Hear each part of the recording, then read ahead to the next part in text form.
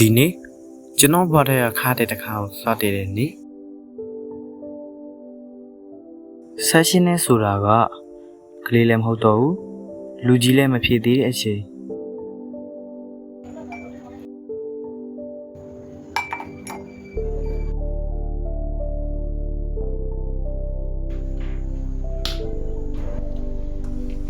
မနေ့ကအချိန်နဲ့ဒီနေ့အချိန်ကတူတူပဲဆိုပေမဲ့ကျွန်တော်ရဲ့စိတ်ထဲမှာတော့တာဝေါ်ဆိုတဲ့စကားလုံးကိုပို့ပြီးတော့ခါစားလာမိတယ်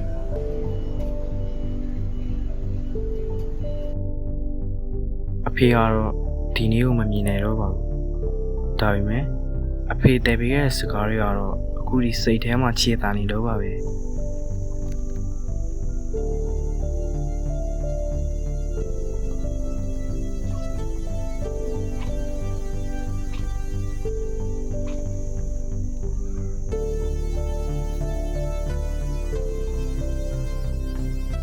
အခုကျွန်တော်နဲ့ဘေးမှာအမေနဲ့ညီမလေးရှိနေပါသေးတယ်။သူတို့အတွက်ကျွန်တော်မခိုင်မာလို့လည်းမဖြစ်တော့ပါဘူး။မကြမ်းခိုင်လို့လည်းမဖြစ်တော့ပါဘူး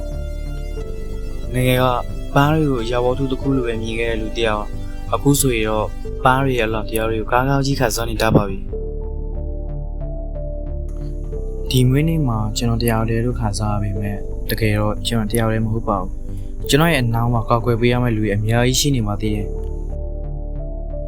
တစ်ဆက်ချင်းနဲ့ဆိုတာကပျော်ဖို့ပဲမဟုတ်ပါဘူး။တော်ယူဖို့လည်းဖြစ်ပါတယ်။ဒါကြောင့်ဒီနေ့အောင်စပြီးတော့ကျွန်တော်ဘောကိုကျွန်တော်ရတည်နိုင်ဖို့အတွက်ကြိုးစားရပါလို့မယ်။